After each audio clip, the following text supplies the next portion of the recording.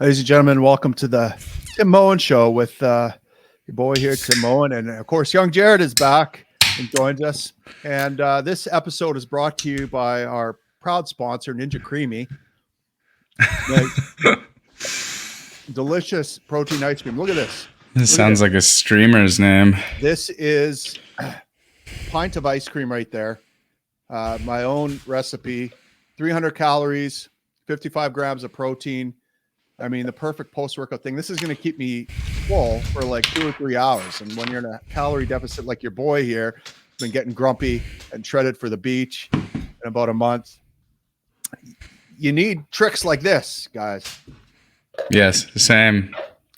Just kidding. This episode isn't sponsored by anyone, but Ninja Creamy, if you're listening, we'll take your money. Got a great product. Big listener base. It's huge. All right. Well, what's young Jared been up to? I see you started your own damn podcast, Born in a Barn. Yeah, it's more of a vlog is the direction I'm taking it instead of a podcast necessarily, because it seems the clicks I'm getting are mostly on the socials. It's not necessarily on like YouTube or people watching full episodes. So we're gonna kind of take it in stride and see how it goes. So you're gonna cut it up into little clips, and the clips are doing numbers, and just kind of like videos of my guests doing dumb shit are doing numbers. So we'll kind of take off from there. Explain to me what this is. I haven't actually looked at your stuff yet. But you're just is it a day in the life of a young Jared, or are you guys what are you doing? Like well, the podcast episodes that are out are just guests who I thought would just be funny to like sit around and have a beer with, review a local beer at the start of every episode. Gotcha. And my vision for it is to do get my guests to come do things that I would do, get them out of their element a little bit, make like a 10-minute video of that. And then if we did a podcast episode, do that after of like breaking it down, like what we did, kind of thing. Right. Okay. And instead of just strictly podcast content based, it would be kind of, cooking, horses, guns, activities. Yeah. Out there in the world. Just doing what young Jared would do. Yeah, exactly. Well, it's very fascinating getting a peek into the life of a young Jared. Yeah. You got dogs. You got an Oilers thing. I mean, who is this guy? We love sports, and we love the outdoors. Oh boy. And cool. we love beers. I love beers. Cool. Well, okay. Today, I thought we would talk about. Here's the thing. I've been waking up and doing the thing you're not supposed to do, which is going immediately to social media, particularly Twitter, to see what's going on Twitter. You never do that, young Jared. When in all my years, I've found that your day never goes great when you get out of bed on the wrong side, so to speak. And the wrong side is looking at social media before partaking in a practice of attitude of gratitude or something like that. You want to start the day off, you want to hack your brain, but your boy hasn't been doing that properly lately. And couple that with a calorie deficit, I just get not the greatest for mental health. Yeah.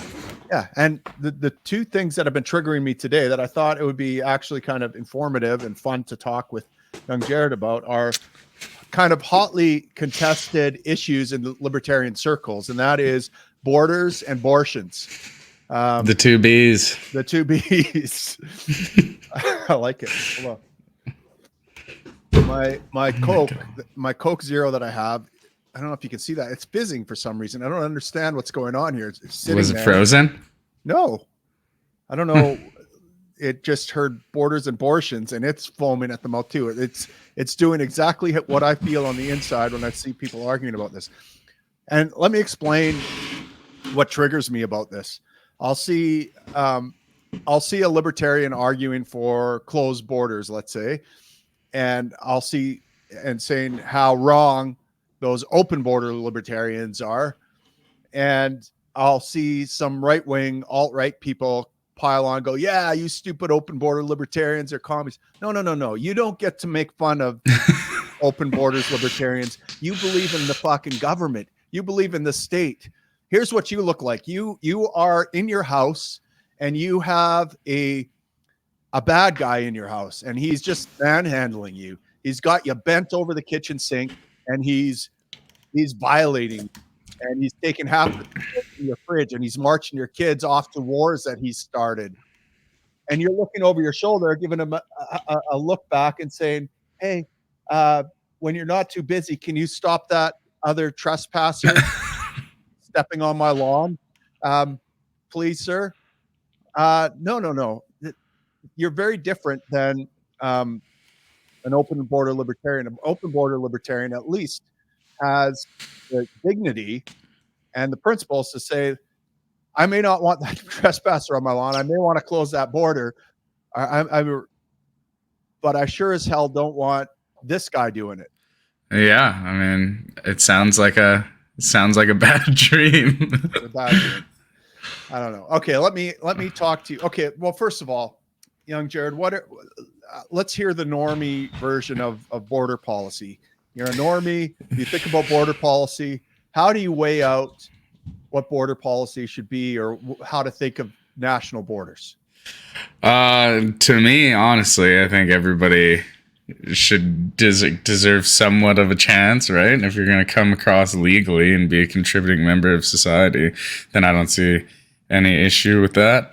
I mean, I feel like there should be vetting involved given the current global climate of acts of terrorism and treason. So that's kind of where I'm at. I mean, I'm not all for everybody jumping on boats and trying to make the trek across, because I think that's A, dangerous, and B, detrimental. So I think we got to do it properly. But okay, well, I'll lay out for you the way libertarians think of it. I'll try to make the best case from an open borders libertarian perspective and the best case from a closed borders libertarian perspective. What you are describing is a managed border, a closed border, so to speak, right? Not just a free for all, but there should be some rules in place about who comes over and that sort of thing, right?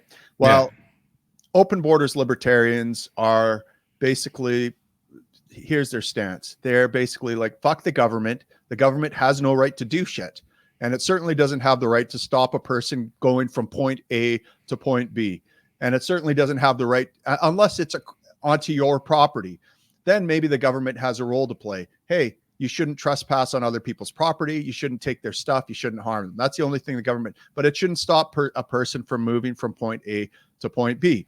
And even if that's across a border, an imaginary line that separates one tax plantation from the next tax plantation. It's all, and an anarchist would say it's all illegitimate, that these are just arbitrary constructs that, just because two gangs staked out a territory, called it one territory Canada and the other territory the US, doesn't mean that they actually own any property. Government doesn't own anything. It takes shit from other people. It never homesteads anything. It simply plunders and conquers. That's all it does. It's not a farming operation. It doesn't go out and plow a field or homestead some land and say, yeah, this is my land as determined by my labor and my homesteading of it. A biological action. It just says planting a flag and everything we see and more is ours. No, it's not yours. That's not how property ownership comes into being. So an open borders libertarian and closed border libertarian both agree that property ownership is, government doesn't own property because it just steals property from other people. So it has no legitimate claim on whether a person moves from point A to point B. You can't trespass on government property because there is no such thing as government property. Government can't own property. It can only steal property that someone else previously owned. Okay.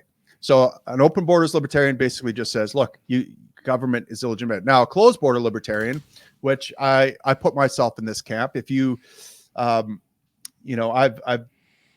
if I was, when I ran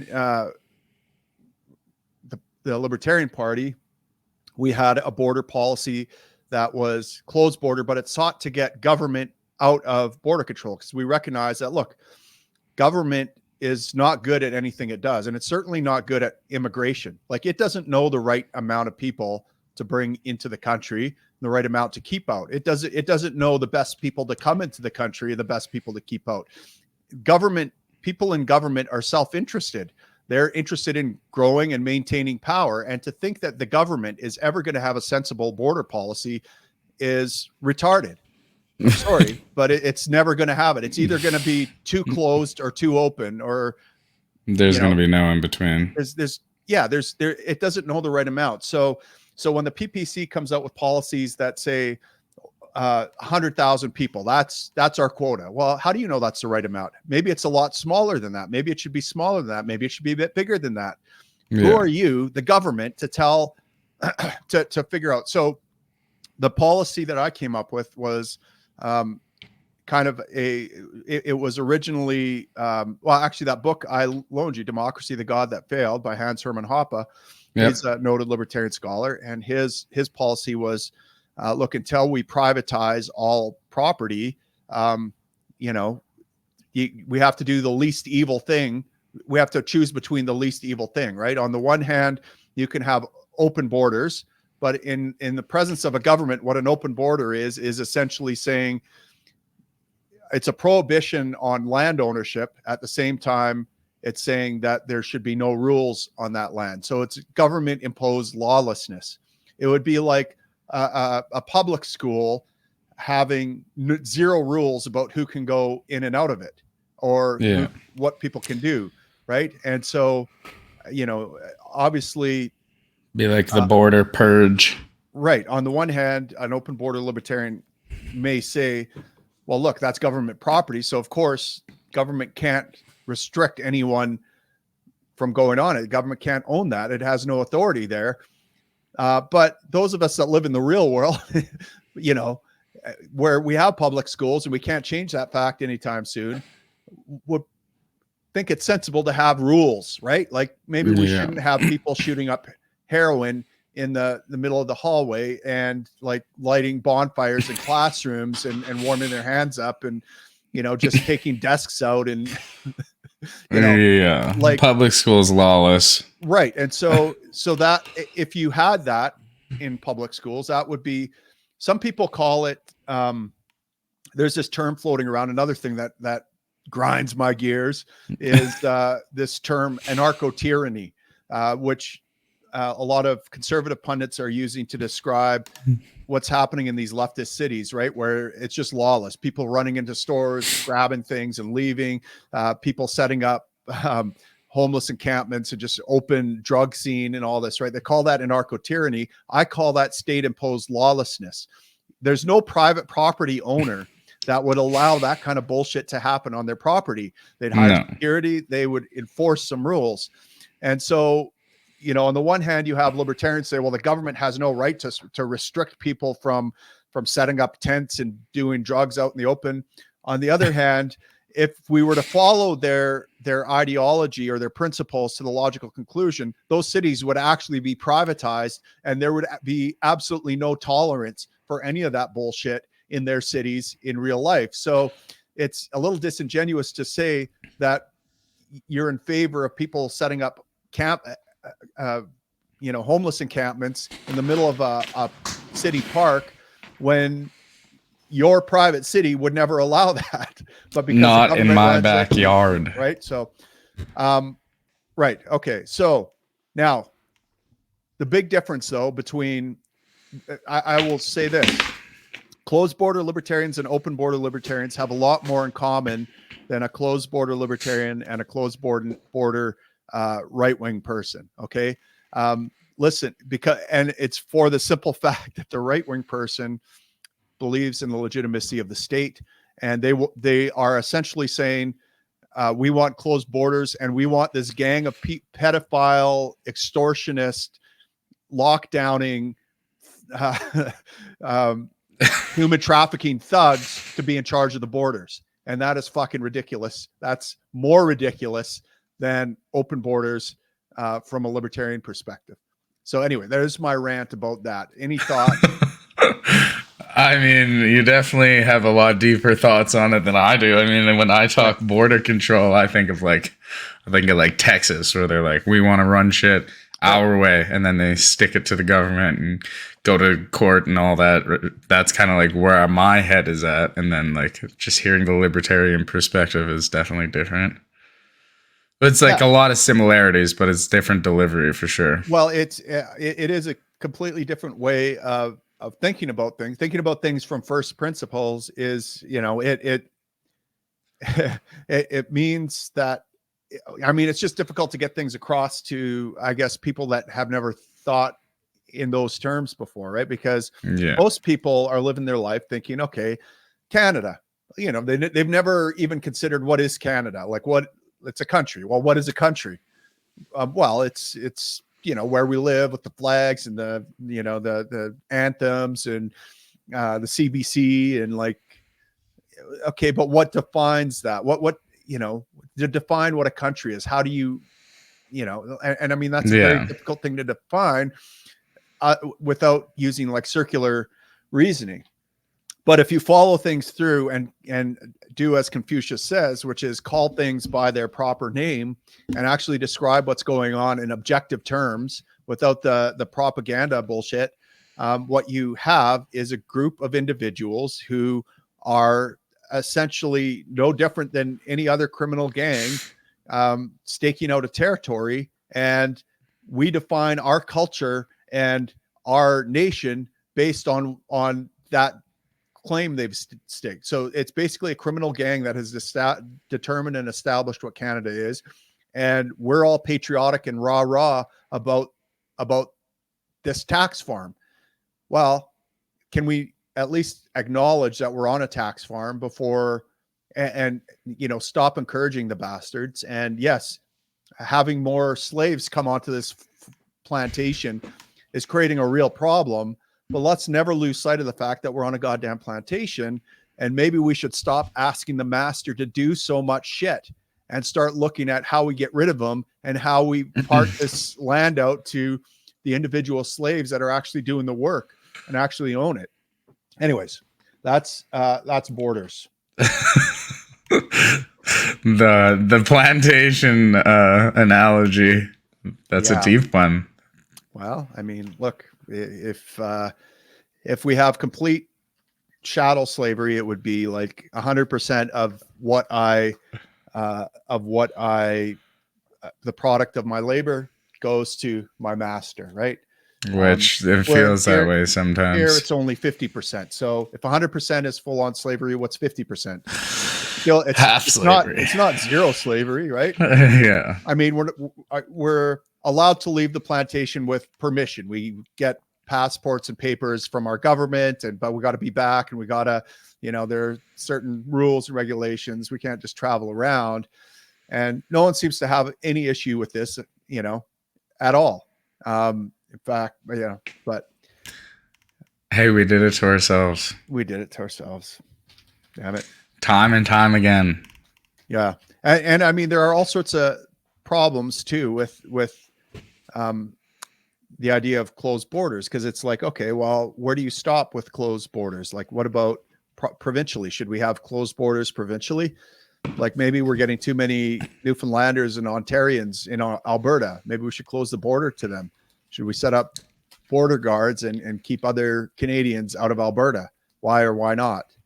Are they lowering the price of our labor here? Are, all those kinds, all the arguments that people make against international immigration, you can make for internal immigration, internal migration, right? So there are serious problems with it, which is why we need to get the government out of it and, just allow land to be privately owned. And then it's just a simple matter of trespasser or no trespasser, and the property owner decides, obviously people who are in good standing, who, have no red flags, aren't, they would have much easier time traveling around and moving around than people who have red flags all over them, and, have criminal past and that sort of thing, or are behaving access to browser history for that screening for sure. Maybe that's what I as a property owner or road owner would require. It's like I'm taking on a liability by just letting people into my, let's say I own a city, for example. let's say I own a city and I have a bunch of residents who will pay me an annual fee to keep the law and order and keep things nice. Who am I going to let into that city and who am I not going to let into that city? Right. I mean, these are things that will determine how much money I can make, what kind of profit I can get. If my city turns into Edmonton, I'm going to be losing money hand over fist. No one's going to want to pay for that. So I'm going to have to clean up the streets. I'm going to have to keep people out of public parks, and You could just be Edmonton's libertarian Batman. Well, that's right. Go fight crime in the LRT. Amen. Yeah, and I mean, we'll probably have a security force or police force that escorts people to city limits if we find them camping in public places or doing bad things in public places. I actually saw, what did I see about?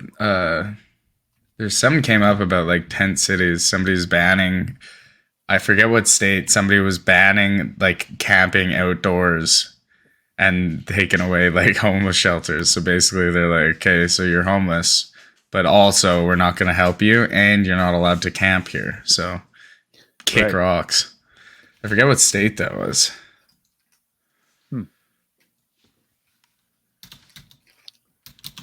I'll find it here. Well, I mean, that's what charities are for. Yeah, I guess. But the benefit of charities is that they aren't, charity is tricky, right? Like you see what's happening right now. We see a rise of opiate addiction. We see a rise of like just entitled people living on the street doing whatever. We're feeding the wildlife and we're encouraging more of it, right? And so we're socializing all the negativity of it and the cost of it. But it's the individuals that have to live in those areas and walk in those areas that are really paying the price. So how do you deal with it? How would a charity deal with someone who is, let's say, unemployable and an addict, but you run the charity and you have a real heart to help these people out?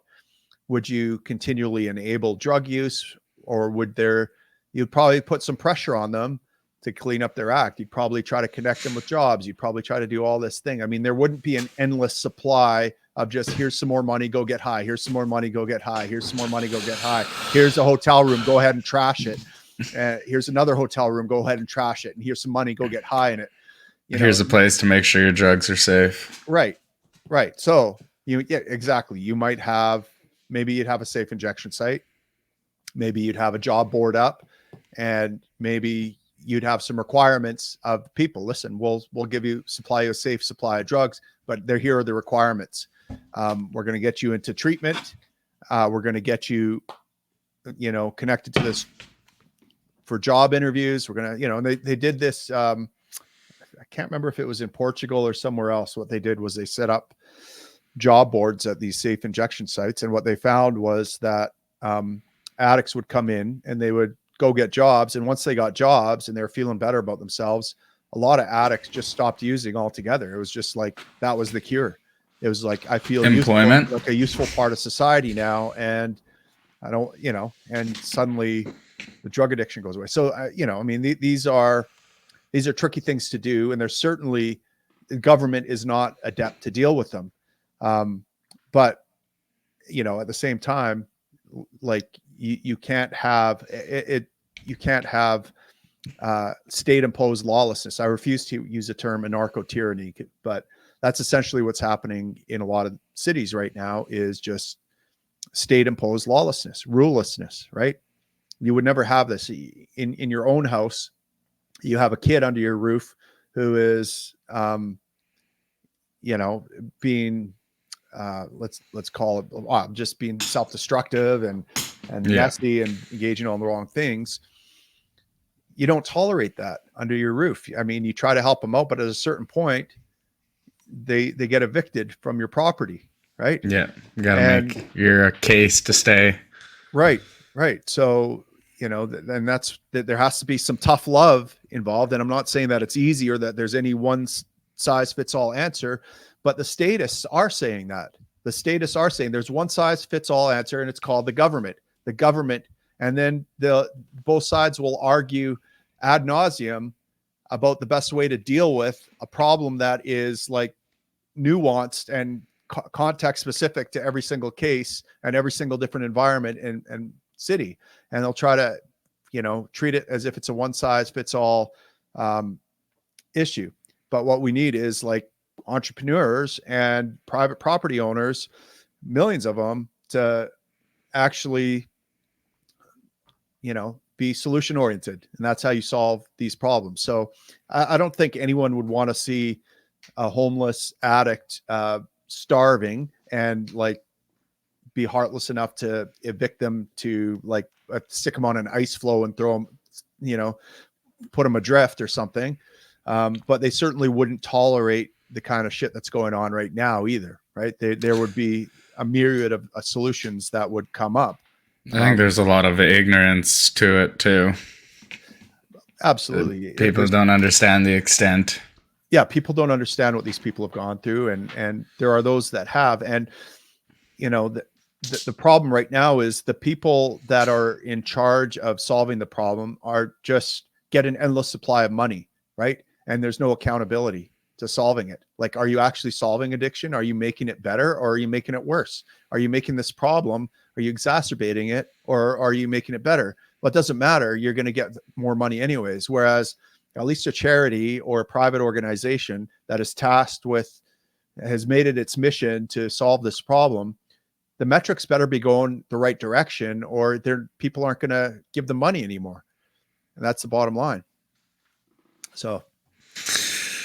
Yeah, there's definitely I think people turning a blind eye to it a little bit, or the people who have voiced strong opinions don't necessarily understand what they're voicing, or like don't understand what, like they haven't been to ground zero, haven't seen what the issues are at hand. And then they're just like voicing blanket opinions based on like background and demographics, if that makes sense.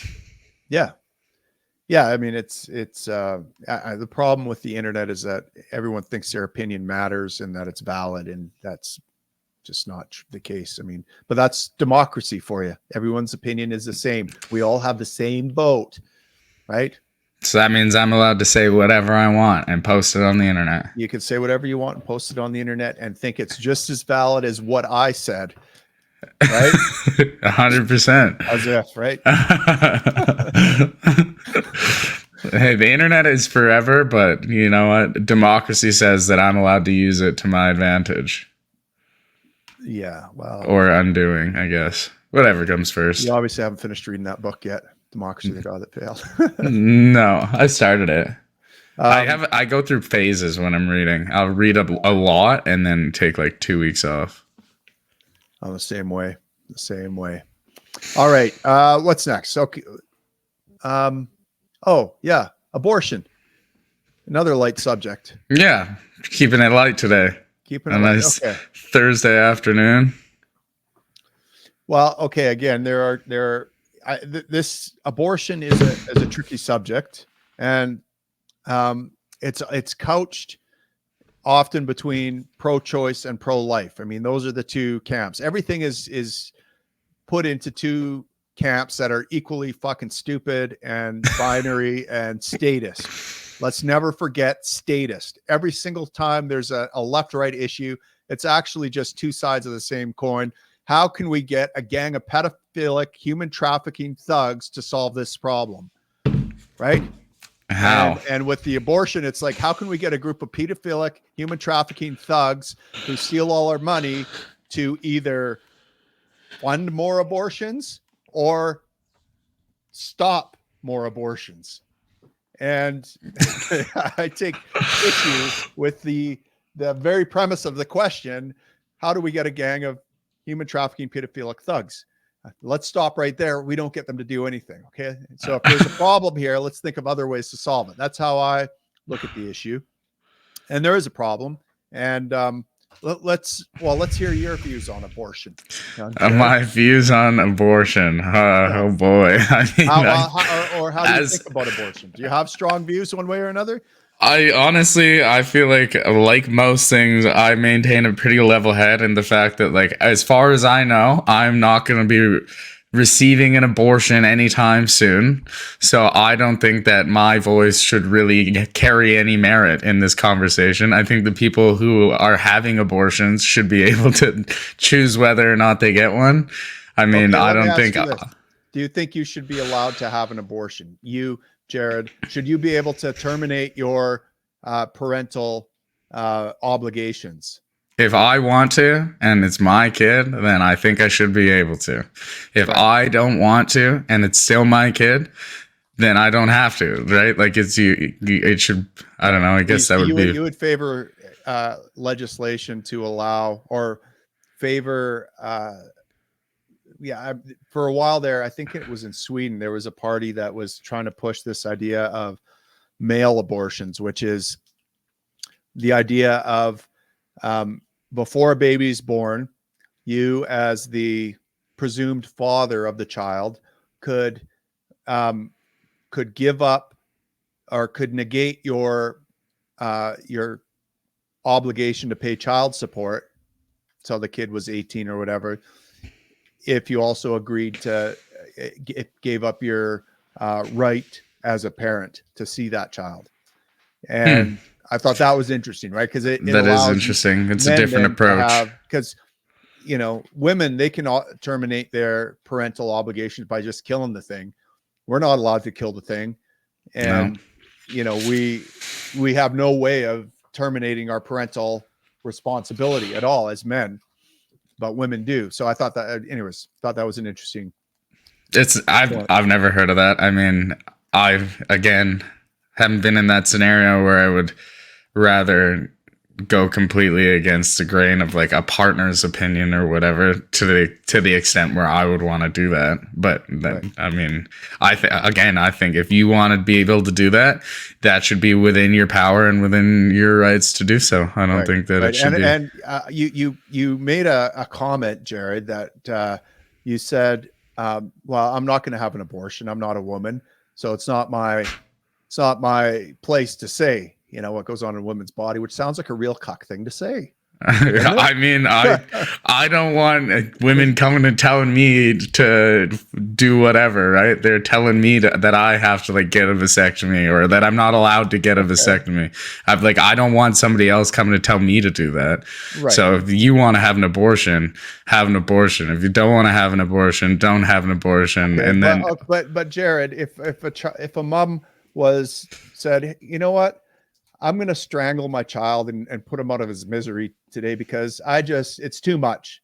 My body, my choice. He's hanging off of me. I have to work night and day to support this kid and look after him. I just don't want to labor for this kid anymore. It's my body, my choice. I'm going to strangle that kid. Do you think your opinion would be valid if you said, hey, don't strangle that kid? I mean, at that point, it's definitely not her body, her choice. Like if there's her body, it's there's like a certain age.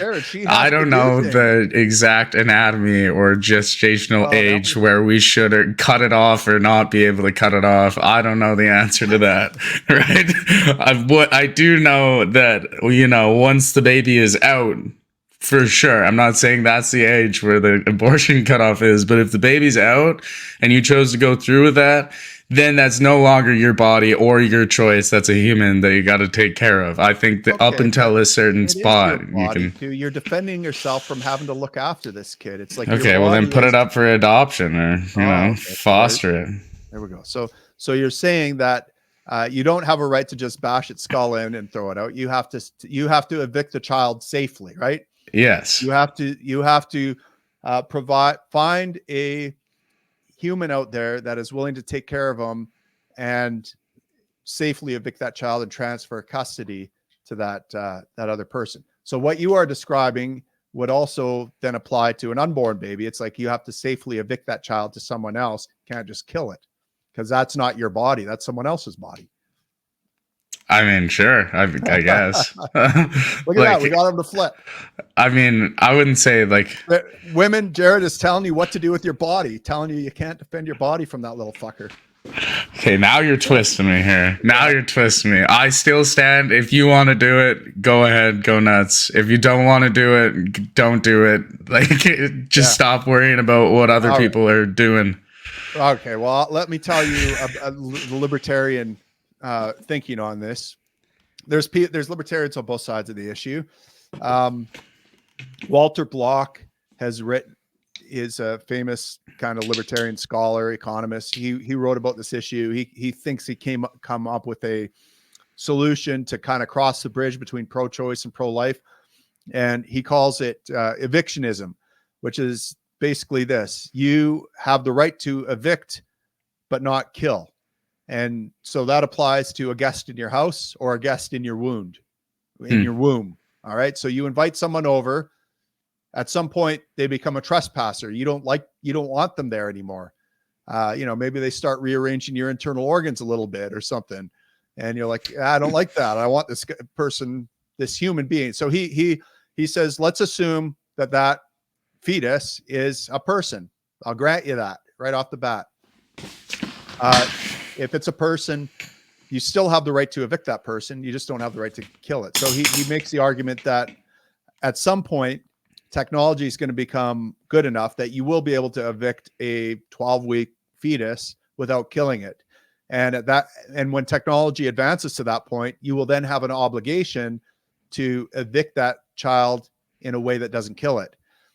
You can't just kill it then, right?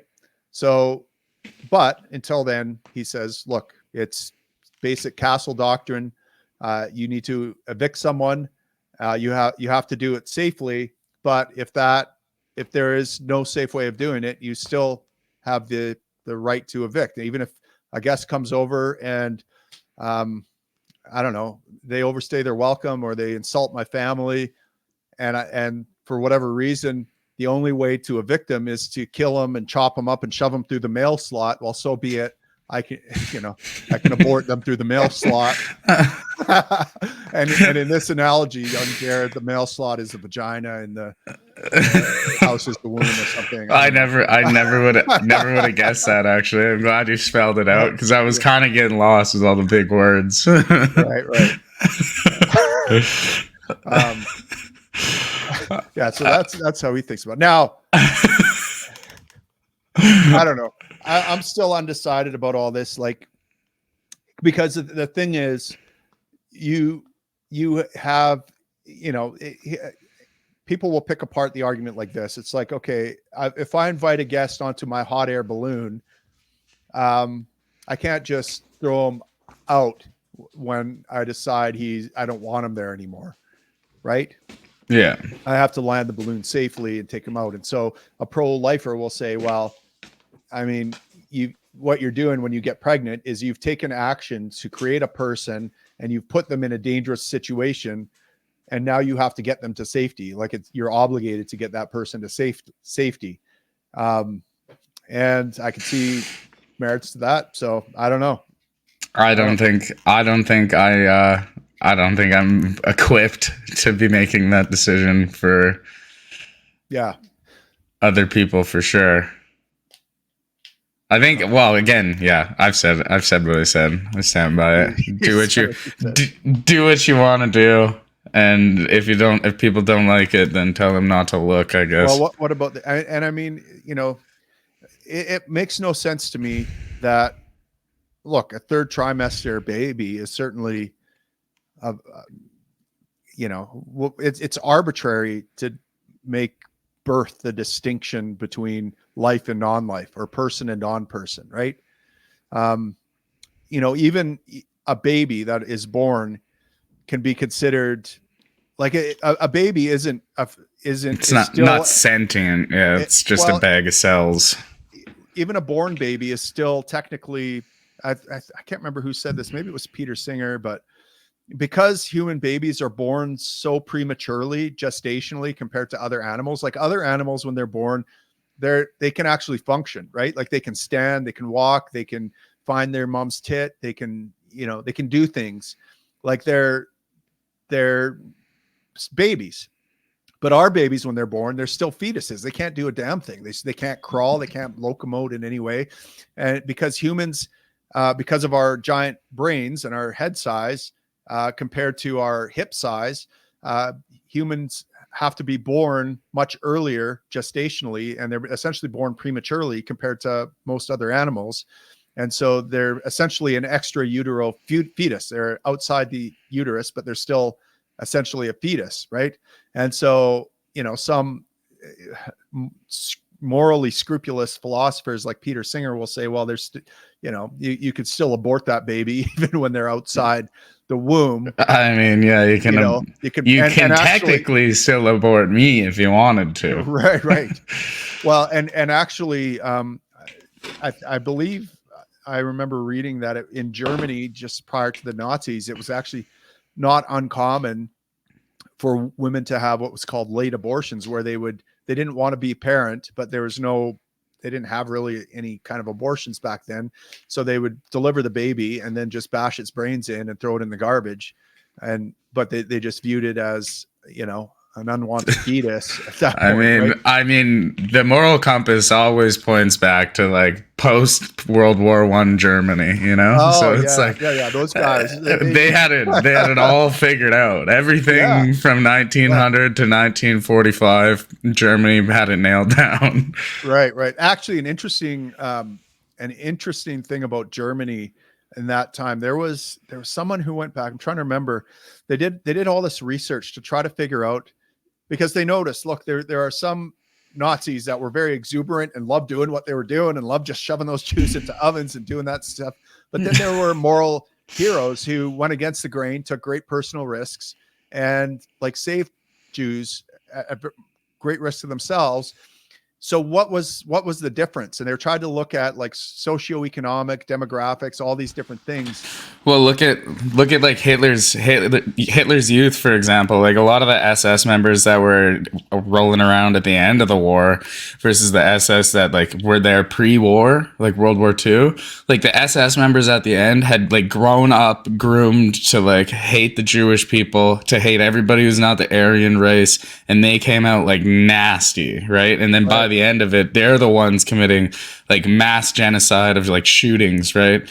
They're the ones that are just lining people up and shooting them in mass graves. Like, and so like, gotta get them when they're young, get them in those public schools, right? Yeah. And I watched, there's another documentary, like The Forgotten Holocaust, I think it was called. And it talks about how there's like a whole extra, like probably 1 to 2 million people died strictly by firing squad. And they got these people, like they got the people to shoot them by basically just like brainwashing them and using mob mentality to like get their buddies to do it. And then they like, there was no ever like direct orders like you have to shoot these people, otherwise we're gonna like come down on you. Like that was never a thing. There's just like an order came down and it went all the way down the chain. Then people just assumed that they would get hurt, and then next thing you know, it's like culture. So it's like they were just doing it because that's what they did, right? So it's there's a book Jordan Peterson recommends, and I can't remember what it is, but it just basically talks about that, the banality of evil, right? How ordinary people just came to do these horrific atrocities.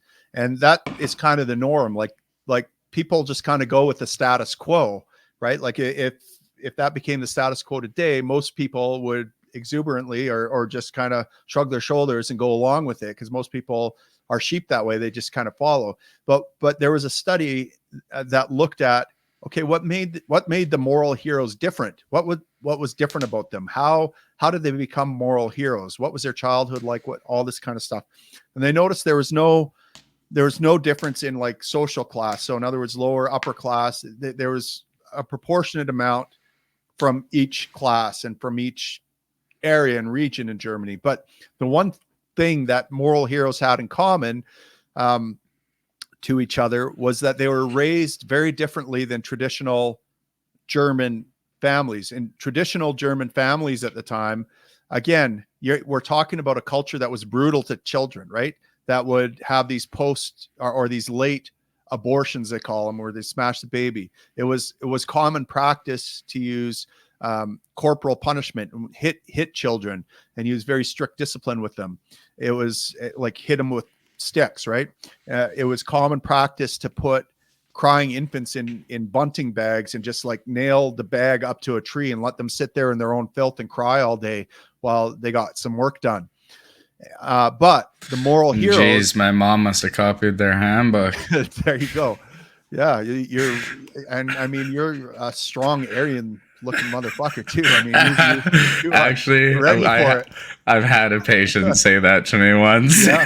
Dude, the most wildly racist person I've ever met in my life called me a strong Aryan boy. So, Oh wow, I can see it. I can see it. not exactly a compliment these No days. doubt. But what this study found was that the moral heroes, the one thing their parenting techniques departed dramatically from most Germans in that their parents appealed to would use argumentation instead of corporal punishment to discipline them or to guide them, I guess. So they would appeal to them as rational humans and make arguments about why they should do this or why they should do that. They didn't just say my way or the highway or the stick kind of thing. Yeah. So that I think is an important lesson to learn about, how we value life and how we value children can very often determine what our societies look like. And if children are viewed as disposable and, life is not looked at as sacrosanct, you get a very different society than one that is, let's say, very traditional, and we don't have sex even before marriage because there's a risk of pregnancy and unwanted pregnancy. And, we don't want that. We want wanted pregnancies and things like that. Right. Is that why that's there? Are we saying that's why that there's no sex before marriage in all the good books? Well, I think that's part of it, right? You want that commitment beforehand. And certainly, like when we moved out of tribal, I guess, culture or paleo tribal kind of culture and started having marriages, I mean, that was designed to create the man is the resource object. That the commitment is, as a man, I'm going to make sure you're protected and provided for. And I'm doing that because I have a high trust that children that you're birthing are mine, that my genetic lineage is going to be, promulgated. Right. Mm. And so, emerging from that is, look, if you're having a bunch of sex before marriage, you can't be sure that this girl didn't have sex with someone else, that this child's yours, so it's true. Gotta watch out. It was a lot of that involved in it. But yeah, I mean, that kind of society, it's very different than one who looks at the government as spouse, as husband, as provider and protector. So we see something very different. Yeah. Anyways, we started talking about abortion. We got to Nazis and don't get me going on Nazis or World War II, because I won't stop. But speaking of premarital sex, we could make the argument. Here's the one thing I don't completely buy from the pro-life side, though. Like, again, I get that a third trimester fetus is essentially a baby, like that should be protected. That there's no, and I think for the most part they are. Like, I don't think there's very many third trimester abortions, even though it's actually legal in Canada right up to the point of birth to have an abortion. They're almost never done unless I think the mom's life is at risk. And why are they never done? Well, because it's risky. It's too risky, and it's kind of morally repugnant at the same time. So yeah, it seems like even without regulation banning it, it's very rare that it happens. And so I get behind that side of the pro-life. But the thing that I find difficult to wrap my head around is life begins at the moment of conception. And that's because conception isn't a specific point in time, right? It's a continuum. It happens over a period of hours. So you get the impression that they're trying to pin down an exact moment of ensoulment when that thing. And I know there's videos of like an embryo lighting up at a particular moment or something like that when fertilization happens, and they say, Christians will say, well, that's the moment of ensoulment. I don't know, maybe, but what if you kill that thing like a second before that, and I have a hard time believing that a second before that it's not murder, and then a second afterwards it's murder, right? And so I have a difficult. Well, before that would just be like contraceptives, like it's the same thing. That egg that could be if it was fertilized and then aborted is the same egg that's being aborted by taking contraceptives. It's just prior to. They would say it was never fertilized. Yeah, right? I see what you're saying. It's a moment of conception or fertilization that is when life begins, and they say that's. I've heard Ben Shapiro argue this before. I actually wanted to find an AI or a like one of those deep fake programs that I could be. I want it to be 3 Ben Shapiros arguing about abortion from different sides. And the third Ben Shapiro was going to come in. Like one Ben Shapiro was going to talk about how life begins at the moment of conception, and that's you can't deny that that's not human. It's genetically unique, and it will grow into a full-size adult male or adult human, and so killing that is murder. And then I was going to have another Ben Shapiro arguing in castle doctrine or evictionism, saying yes, that's a human, but blah blah blah. You need to have the right to kill trespassers. That's a basic human right. And then I was going to have a third Ben Shapiro come in at the end and say life beginning at the moment of conception is arbitrary. Life actually begins at the moment of spermatogenesis, when sperms are born. That they are unique DNA individual humans, and masturbation is genocide, and so is procreation, because you're killing those humans prematurely. Make them all, just throw in a Trump voice, and Trump's just like, wait, what the fuck are we talking about? I'll fight with anybody about whatever you want me to fight about. Exactly. Yeah, I was thinking about doing a series where like debating all sides of the issue, because one of the problems, and here's the thing that I guess sparked this whole episode. I can see both sides. I can make steelman arguments from both sides, but most people arguing in this space aren't even libertarians. So I feel like their opinion doesn't matter, because they want a gang of human trafficking, pedophilic thugs to solve their problems. Yeah. And so you've rendered yourself, all your arguments irrelevant because you're a dumb retard. Sorry, I got an excited lab pup trying to crawl all over me here. Good, bring her up. Hey, come here.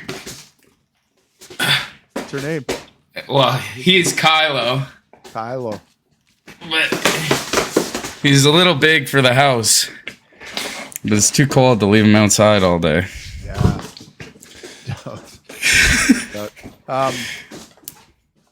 Yeah. Sorry. No, that was it. I think that's it. Catharsis achieved. I've ranted about everything I wanted to rant about today. We've ranted about Borders, Bortions, and Bud Lights. Yeah, well, I haven't ranted about Bud Lights. Do you have anything to say about Bud Lights, or are we back in Bud Light's good graces now that Kid Rock and the Bud Light CEO have made amends? Oh, Bud Light is back. Yeah. Yeah, Shane Gillis is a spokesperson, and Post Malone. So right. And I don't know if you saw that Kid Rock was on Joe Rogan recently. Yeah, talking about how Bud Light's back in his good graces again. I mean, that guy, I'm sure, is just a PR nightmare to just maintain any semblance of control over that guy. I think his whole brand would basically be that he is uncontrollable, though. So in that sense, well, yeah, I mean, he was saying that I think Bud Light wanted him to do a promo, but most of the things they were pitching at him were like too cheesy or dumb for him, and that's saying like, something. You guys aren't going to want to do what I would recommend, so let's just shake and be friends and like leave it at that. Yeah, well, they signed Shane Gillis and Post Malone, so. But Doritos now, they have one-upped Bud Light. Did you see this? No, I Oh my didn't. God, I got to show you this. Hold on. Wait, they did the whole woke thing too? Oh, they went beyond woke with this one. Hold on now. See if I can find it. We got a lot of leg room out of the Borders and Bortions. Yeah, here we go. Let's share this screen.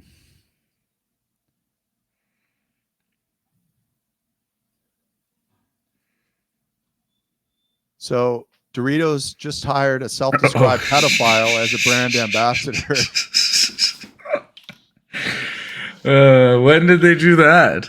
March 5th. Recently then. Oh boy.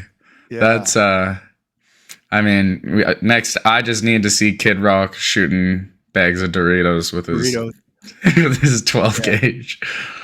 I don't know That's how. I mean, how do you look at what just happened and the actual sales numbers and still follow through with something like this? Doritos fires brand ambassador who tweeted about doing thuggish things to a minor.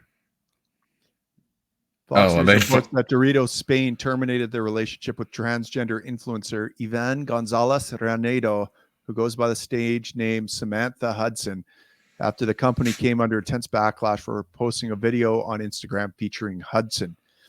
Spokesperson for Doritos Spain confirmed to Rolling Stone magazine that a short promo called Crunch Talks was posted on Sunday and then removed on Monday. It emphasized that the video was not part of a larger brand ambassador campaign. Spokesperson also revealed that Hudson had been terminated from the company due to making controversial comments in the past. We have ended the relationship and stopped all related campaign activity. We strongly condemn words or actions that promote violence or sexism of any kind. Yeah. When did they sign them as a spokesperson? Like, was this all within a few days? Like they signed, realized, and I think they did a video. I think it was similar to the Dylan Mulvaney thing, right? Like the Dylan Mulvaney thing was with Bud Light was just, they sent out a bunch of personalized Bud Light cans to a bunch of TikTok influencers. They just went down the line and it was not like it wasn't, but it backfired in that they didn't vet these people and conservatives got upset. But I suspect it was something similar to that. But here you have a person, look at this. Here she or he or whatever is saying, I advocate for the destruction and for the annihilation of the traditional family. I mean, these are the people who is doing like the media hiring for these corporations. They need to start vetting them. I know it's insane, but this is where you go. I mean, when you're trying to appease, and this is what they're trying to do. They're trying to be cool and appease the woke crowd, right? Show that they're whatever allies and they're good, but these woke people are absolutely insane, mentally deranged people, and you're going to end up with this happening. And I mean, it's good entertainment for sure. Keep doing it because every couple of months I want to see a big name brand go down because they did some dumb shit. Oh, wow. I think hopefully corporations are learning some valuable lessons here about this stuff. Like, stick to talking about how great your product is, and well, then again, I mean, beer commercials were always about guys getting hot women, so I guess sex does sell. Appealing to some culture sells, but I don't know. I mean, you got to think about the cultures that you're selling to, though. Like Bud Light was kind of a Doritos reach. Doritos is for, I don't know how popular Doritos are in the pedophile community. Like, is that your biggest market share right there? The pedophiles, maybe, or maybe people who don't like pedophiles. Yeah, I don't know. I mean, there's only two types of people, right? Right. People who like pedophiles and people who don't like pedophiles. Yeah. People who are pedophiles? I don't know. You get what I'm saying. Yeah. Well, I think you're supposed to call them minor attracted individuals now, Jared. In fact, no, that's one I'm not subscribing to. A pedophile is a pedophile. Yeah. Who was saying oh man, there was someone, there was a post recently or some political thing talking about protecting minor attracted individuals. Protecting them from themselves. Lock them in a padded cell. If it looks like a pedophile and talks like a pedophile, it's probably a pedophile. Yeah, this is, I think I heard it on Rogan here. Let's watch this real quick. See what they say here.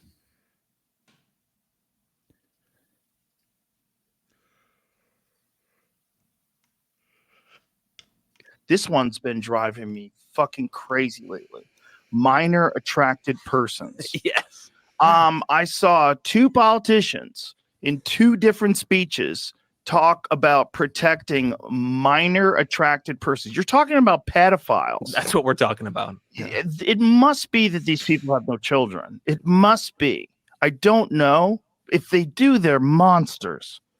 This idea that you are going to minimize the harm caused by evil criminals who steal children's lives, ruin their lives forever, and you're just going to call them a minor attracted person and try to say that it's an identity? To what? For what reason? To what end? Like, why would you want to do that? Yeah, there you go. I mean, I don't think I gotta say it, so I probably shouldn't. But those ones need some tough treatment, I think. Yeah, would chipper go burr? Yeah. There's not many groups of people where I would say throw them over the barge. It's probably one of them. Amen. Amen. All right. Well, that's been about an hour. We've talked about borders, Bortions, pedophiles, Nazis. All the necessities, really. All the basic things that one would have in normal, polite conversation in society. Guys, table talk with Tim Moen. Table talk, yeah. Table talk, Tim Moen. How about that weather? No. How about them Bortions? Where do you stand on Where do border you stand on crossings Bortions? and Nazi firing squads? Yeah. Why do you think Nazis were so evil? What made them moral heroes? What side of history would you come down on if things change right now? Are you a status quo keeper? Are you? I need to know these things before we can talk about the weather. The weather changes all the time. Yeah. All right, guys, listen, if you have anything you want young Jared and I to talk about on future episodes, please comment below. Actually, there was a comment someone made that they wanted us to talk about. Maybe we should get to that. Hold on. Where are the comments on my YouTube thing? There we go. Latest comments. Yeah. Oh, it's gone. I should have wrote it down. Anyways, I'll write them down next time. Guys, comment down below what you want us to talk about. Oh, I think it was something about Quebec and are they part of Confederation or are they truly? I don't know. Ugh. Yeah. I'll take a look for that comment. Maybe I'll address it in a future episode. Make sure you smash that subscribe button and that like button and that notification bell. Just like make sure you get all the buttons. Get all the buttons. Look, guys, I know we're not consistent. Like we put these out on different days, and we're shift workers. What can you say? We're all over the map. So if you want to get notified when we're dropping a new episode, you got to make sure you're subscribing and hitting that notification bell, and then you're getting the latest up-to-date thoughts that you need to be getting from our brains to yours. So, Jared, obviously, yeah, check out Born in a Barn. Yeah, finding our voice, and hopefully we can take off. I mean, the last video I posted on Instagram got 3,500 views in a day. So holy shit, that's awesome. Yeah. Really good. I include some. The algorithm gets a hold of the odd video and they take off pretty fast. But nice. Yeah, check it out. Instagram, YouTube, Spotify has 2 listeners. I think podcasting's not for me, so we're gonna switch it up to go vlog style. But yeah. You know that in Newfoundland they don't say born in a barn, they say born on a raft. Born on a raft, eh? Yeah, my wife says that to me all the time. Were you born on a raft? I'm like, what? You mean a barn? Yeah. Anyways. I'm gonna do podcasts in the barn at my parents' place this summer. So Oh, cool. Love yeah. it. Let's see how it goes. Awesome. All right, buddy. Well, till next time, we'll catch you later. Sounds